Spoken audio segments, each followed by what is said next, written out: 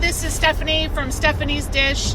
It's been a while. I've been working on a lot of projects, and actually right now I am driving back from an event in Rochester called Feast. And Feast is a food event that they have where you get introduced to new products. I went down there just to scan the landscape to see if there's any new makers, and I found some cool things. I found some potato chips that are made in Madison called Slide Gourmet Potato Chips. They were very delicious. Also, my friend Jillian from Mostly Made gave me some new shepherd's pie filling.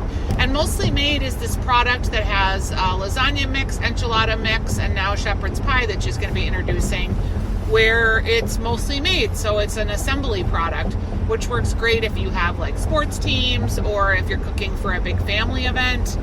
So that is where I was today. In general, the food scene has been really clipping along. There's been a lot of holiday markets. My gosh, I've been to so many holiday markets already, and it's only like December 5th. I last weekend decided to plan a day of activities with my husband. I was feeling like, do you ever feel like in the winter that you're just boring, that you just like do the same stuff, you go to the same restaurants? I was like, oh my gosh, we've got to get out of this rut. So I said, you are just going to get in the car when I get home from work, and we are going to just do what I planned for the day. So we got in the car, I got home from the radio show, and we started out and we went to Bauhaus Brew Labs, and they were having a maker market there, which was super fun. So we shopped the vendors. I got actually a lot of stuff there. And then we had a beer, and then we went to Sociable Cider Works, where I thought there was another market, but I was wrong because I was there on the wrong day. But it was very festive looking in there, so we had had a glass of cider and hung out there. And then we talked to our friend Yia Vang, who runs the Union Kitchen there, and that was fun to just get caught up with him. Hey, if you're looking for a fun catering idea and you have a lot of people, like let's say 10 or more, he does this thing called the Kamayan Feast. And what it is they do chicken and pork and noodles and rice and grilled vegetables, and they lay it all out on a table on a banana leaf. So it's like very communal dining. And then they make all the sauces. Excuse me. Then they make all the sauces and put the sauces on the table too. Super fun way to have like a fun and unique event. I would definitely do this, and you can hear more about it by just following up with the folks at Union Kitchen. In any case, so we talked to him and just got caught up, and then we went to Animale's Barbecue, and that is the barbecue truck that's outside Able Brewing. It's run by our friend John Whipfley, and he does this thing, he's done it, this is the second time, called McDonald's, and he remakes like the Big Mac. And boy, does he make it just so delicious. We got there at 11 o'clock, which was the opening, and there was already a line, but it went pretty fast, and we got our McDonald's Big Mac, and then we went inside Able and had a beer, and then we finished up at Keg and Case for the afternoon, and Keg and Case is also having a local market, so we checked that out. That was a fun one. Poppy was there, which is a local Minnesota-made dress company, or she's a retailer, but she has a lot of local Minnesota-made products, and I like her store, so they had a booth there. And also Rose Street Patisserie was there. They were doing these like little s'mores that you dip inside chocolate. Essence One, which has the great deodorant, which would make a great gift idea for someone who's had breast cancer because it's all natural and it's really great smelling. They also have, like, if you use powder for your hair, like dry shampoo, she has a product that she makes that's really great and it smells super wonderful.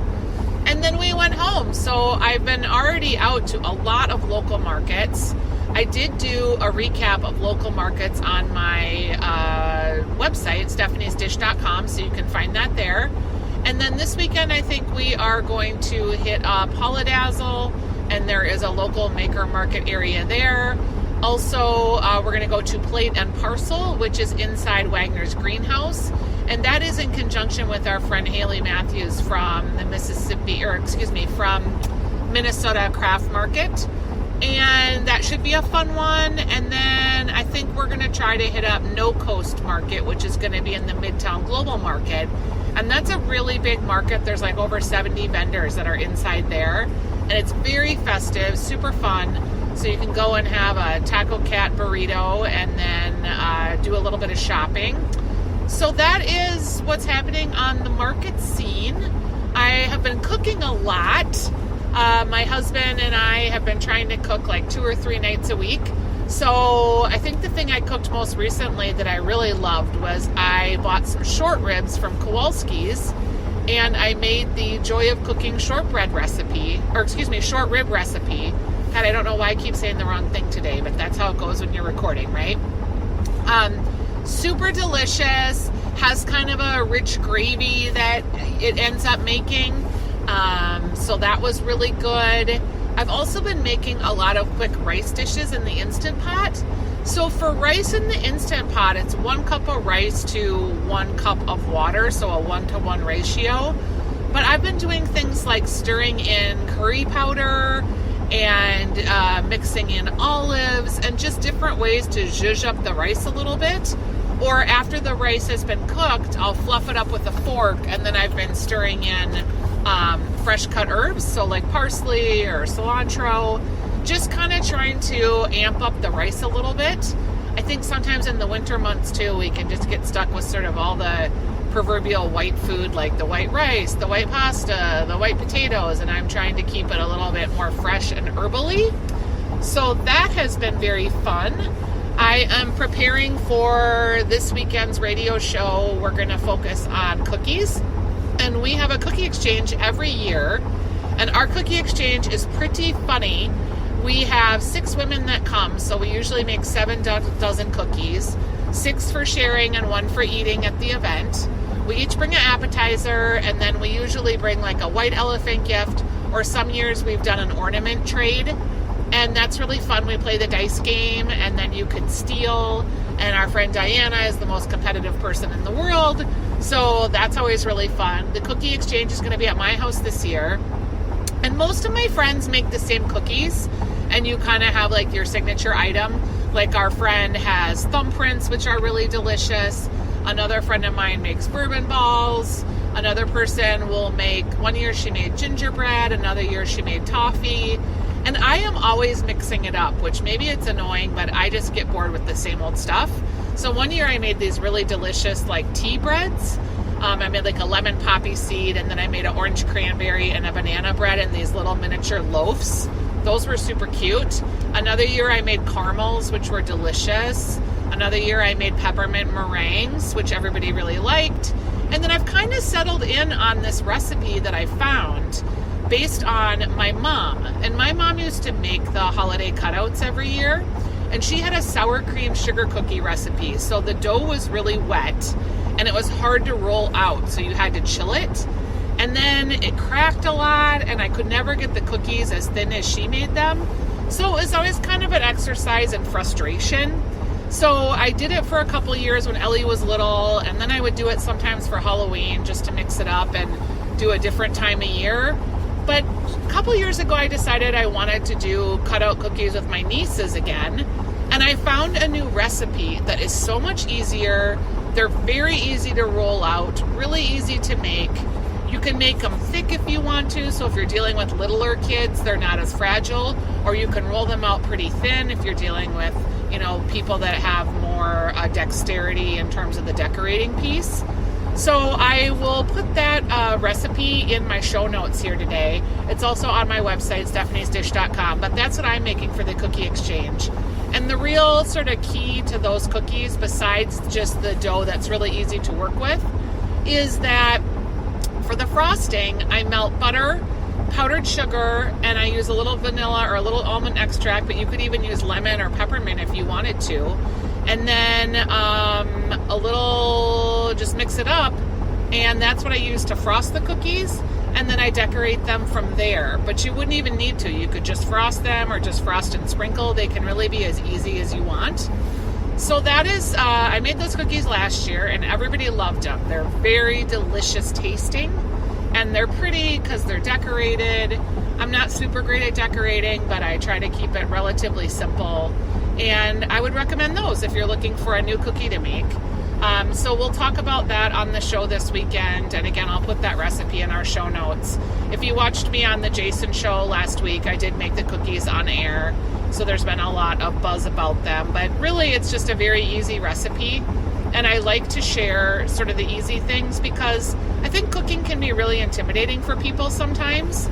Like, I am actually not a very good cook. I follow recipes and I'm adventurous, but I'm pretty much, I would say, maybe a step above a cook that my mom was, because she was kind of Midwestern and didn't have a very adventurous palate. But like my daughter is like 6 steps above me. Like, she'll make homemade bagels. She makes tom yum coconut soup that is so amazing. She made homemade macaroons for Christmas last year that were not only like super tasty, but just very beautiful. Like, I couldn't believe she made one that looked like Santa's belly with his belt, and they were just amazing looking. So she's even just like way more adventurous than I am. So I think it's all about like what you're willing to try, what you have time for.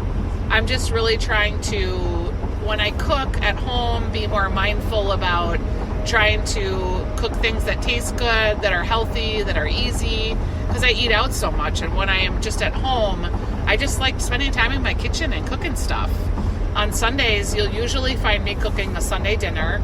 Either my mother-in-law cooks it or I do. And even if my mother-in-law's cooking, I'll usually be making like a soup or something that we can eat during the week. So that's kind of how we do it. Really curious about what you guys are cooking. If you ever want to reach out to me and share anything, you can reach out to me at stephanie@stephaniesdish.com. I am working on a TV segment coming up of Minnesota makers that I'm going to be putting together for holiday gifts and stocking stuffer ideas. So if you have any of those ideas that you'd like to share with me, let me know.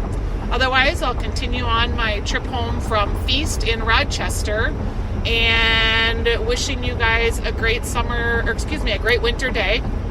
It's really beautiful outside today and really nice. So thanks for tuning in for this episode, and I promise I'll try to be more prompt about getting back to you and recording. And thanks for listening.